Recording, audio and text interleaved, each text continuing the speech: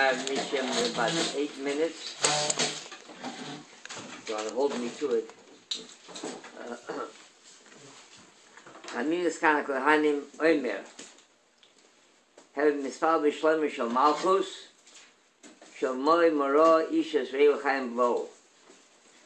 I want to first mention we had this morning visit our Kihibe, a very distinguished Choshev Mishpache. The wife is a lecturer in Gateways, and I mentioned to them the excitement in the air that we're nearing a milestone, something very special. For the very first time we're here since 1975.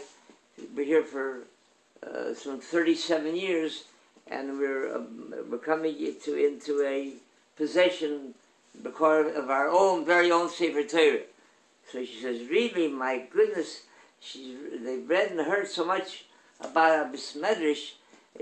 After all these years, how could it be that you didn't have a Sefer Torah before? You touched so many nishamas, never had so much to one Abis Medrash. How did it happen that you didn't have a Sefer Torah till now? So I told him, I guess it must be my fault. I guess I'm Shlemazel. And there was one time someone who was a Yerid, someone who was a very successful person in life, and very comfortable, and he became penniless.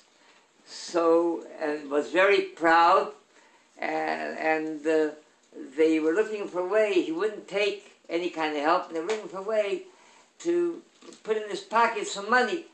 So they sat down together, a group of friends, and they made up a game. They said they're going to put into the pot, into the hat, they'll put money, and they're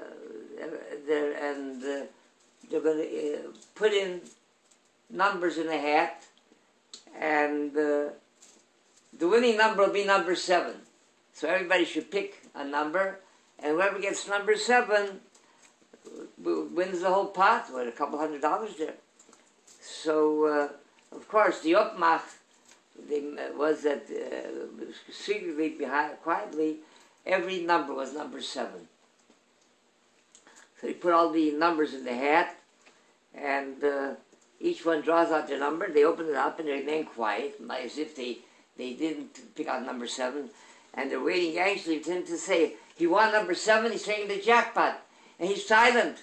So finally they said, Mark, what number did you pick out from the hat? He says 7 3/4. It seemed the number for the hat fell out. So it's here that mazel. The Chanis kana kohanim me'hevim yishom yishlem isher el chaim blo. Chanis kohanim said that there has to be such a thing as law and order. You must respect and you must obey.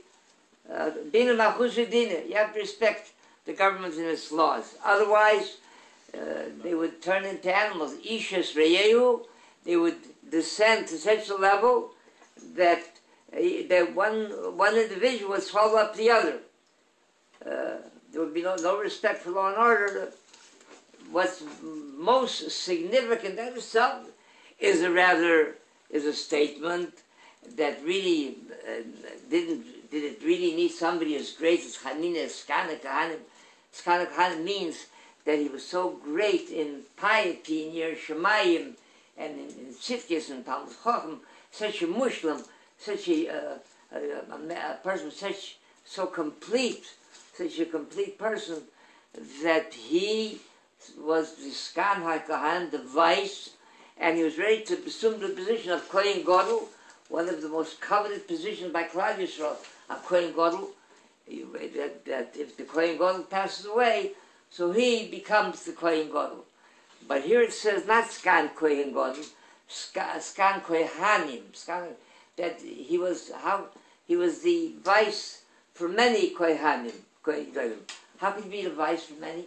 If a Kohen Gadol, Achman L'San, heaven forbid, he leaves this world, so he assumed position of Kohen Gadol. How can he be for many? Because he lived during the time of the Roman rule, Roman Empire. And they realized the influence, Hashpaya, what power it wields, a Kohen Gadol, and in order for them to have the obedience of the masses, they needed his cooperation. And but being that these Rishoyim, he's going to cooperate with them. That so they knew that he's a man that they couldn't buy his influence. So when the Kohen Gadol passed away, Rahman al-Islam, so they wouldn't appoint him. They appointed someone who was not fit, wasn't royal, wasn't fit for the job. He bought the job, and he did. He was like Shalai Kehoigin. He went into Kodesh HaKadoshim. He did Rahman al-Islam horrible things in the Beis Hamikdash, and because of that he was punished. It was Mekatz Yom. He lived. His life was shortened. So there was one after the other, became Kohen Gedolim, and he served under them. Now imagine this: he suffered from the ruling authorities. Yet he realized, with integrity, he realized that if there was no ruling, no respect for law and order, my goodness, people would become uncivilized. They turn into animals. So he, even though he was the victim of a governing body, he said, you still have to respect them. You still have to follow them. Yeah. The Chassam Sofer says, based on this, it's a Yerushalmi, that he served under many Kohanim, so-called Kohanim. He said like this here. The Gemara said, there's a pasuk in Matis, like Sichel Kaifer Lenevish Veitzeach, that if someone commits homicide unintentionally, so he has to, for his own safety, he has to flee to the city of refuge, or Miklat, to be safe from the Goyal Adam, the next of kin, that was shekocht in them, he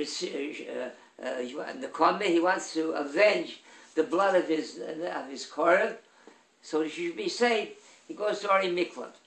So, the pasuk tells us he shouldn't be able to buy himself out with a koifer to redeem himself with a pidyon shvuim, make some kind of cheshbon there, that how much he'd be worth, and he should be able to buy himself out from Ori Miklat, Lonus Lori Miklat, when he's running to Ori Miklat, Loshu Losheves, he has to remain there, Ad Meisha Kohen HaGadol, until the Kohen HaGadol dies. That's how he's made it. He can't buy himself out, he'll stay there.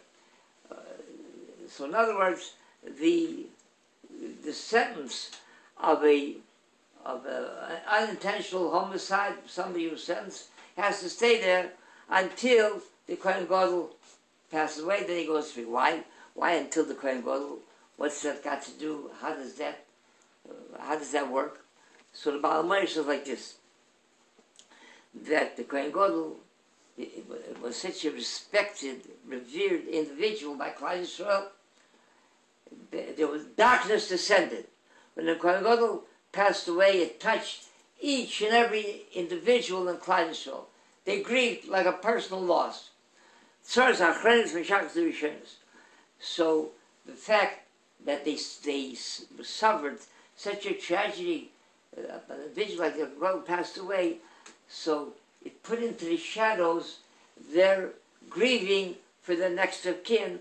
So now that image darkened, so they lost sight of that loss, and the one who committed unintentional homicide, he's safe now to go out of the asylum. Next of kin won't touch him. Yeah. So it's like this. So we might think, is referring to this Tkufa, that period during the Roman rule. We might think that a Kohen Gadol that is like who bought the position, he wasn't even fit to serve. So now that he passed away, so then all of those that are in the cities of or in the cities of refuge, and they're enjoying asylum there, now that they can leave.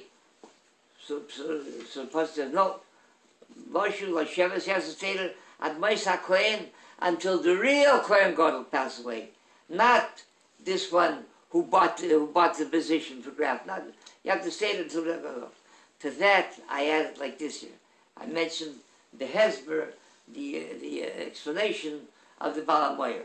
That what the reason that he can leave or a miklot, because now he'll be safe.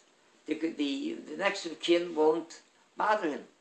But if it's a Kohen Gadol, who everybody knows is a phony, he's a man who's not fit to serve the position, they'll be happy that he passed away. And who's going to cry over him?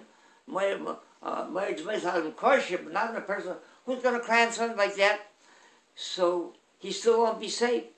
So that's the pshat.